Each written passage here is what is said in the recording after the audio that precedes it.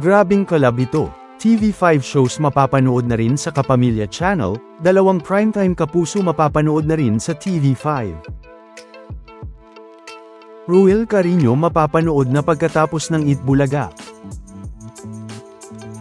Father's Day special ng Eat Bulaga pasabog, at marami ang pinaiyak.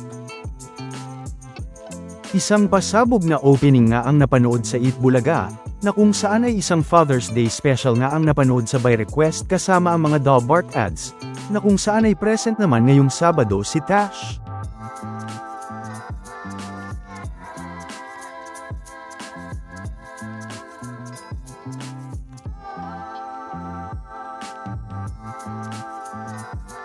Dito din nga, ay nakasama din naman natin dito ang mga sponsors ng Eat Bulaga, gaya ng GCash,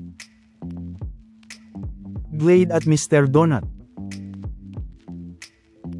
Na kung saan ay marami pa nga sa mga Dalbark ads ang naiyak, nang si Dalbark ads Karen na nga ang kumanta, dahil nauna nga itong naiyak habang nagbibigay ng message sa tatay nito sa Denmark.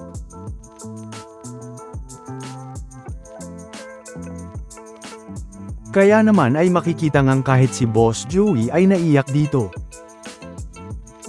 At syempre, lalo na nga si Ruel na hindi na nga napigilan ang luha dito, at nagbigay din ng mensahe sa lahat ng mga anak.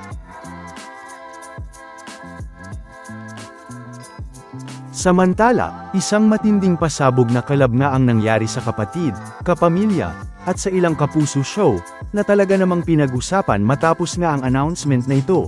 Pero, may mga pagbabago namang mangyayari sa ilang TV5 shows, dahil sa pagpasok ng ilang kapamilya shows dahil sa bagong partnership na ito. Unang-una na nga dyan, ay ang pagbabalik primetime sa TV5 ni Coco Martin, na mapapanood na nga sa June 22, na naibalita na din naman sa Frontline Pilipinas.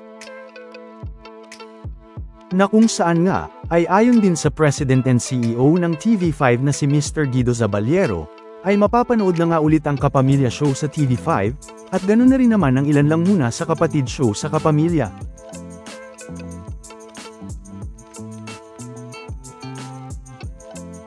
Pero, may mga pagbabago namang mangyayari sa TV5 sa pagpasok ng mga Kapamilya shows, o mga TV5 shows na malilipat ng time slot. Sa katunayan nga, ay ayon sa isang article mula sa PepPH, ay mababasa nga dito na, ang panibagong partnership sa pagitan ng TV5 at ABS-CBN ay nakatakdang buuin ang lineup ng Kapatid Network, kasama ang Sigabo, Someone Someday, at iba pang kapamilya-produced program sa mga susunod na linggo.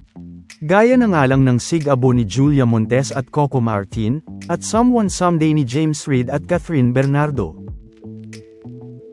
Ayon din nga dito na, may mga pagbabagong mangyayari sa time slot ng mga programa ng TV5, dahil sa muling pakikipagsanib puwersa nito sa ABS-CBN.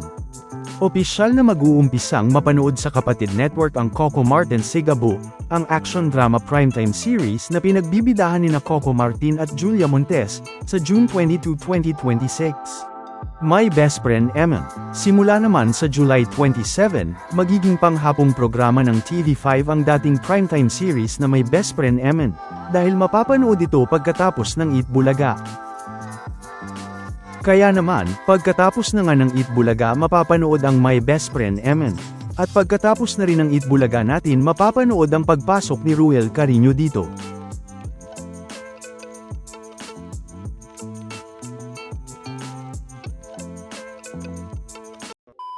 Welcome back mga ka-highlights.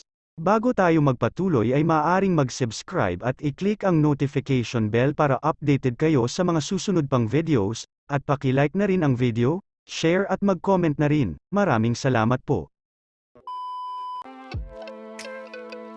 Dagdag pa nga dito na, Someone Someday.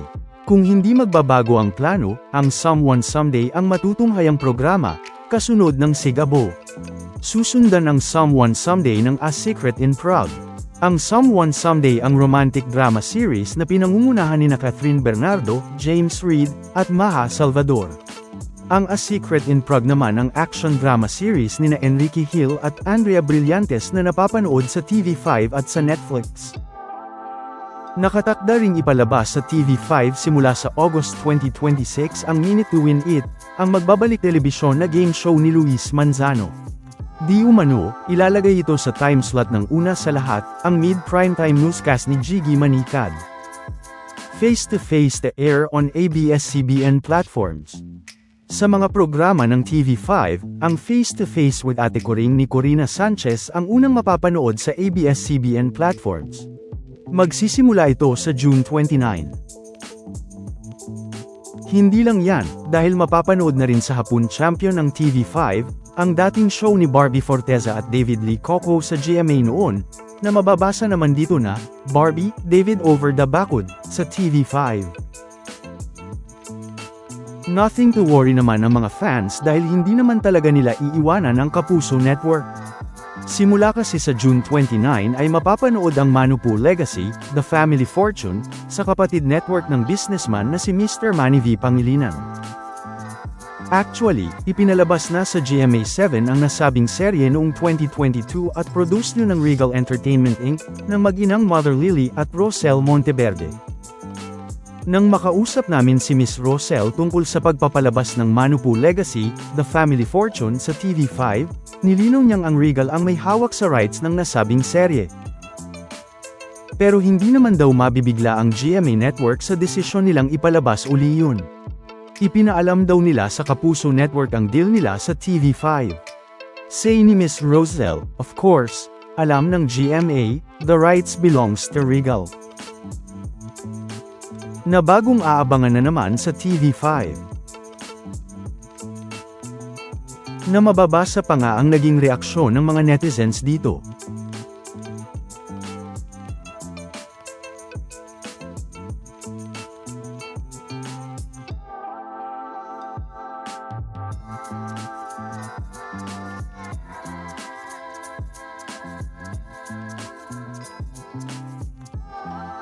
Samantala, ano naman ang mga masasabi nyo patungkol sa mga napag-usapan natin sa video na ito?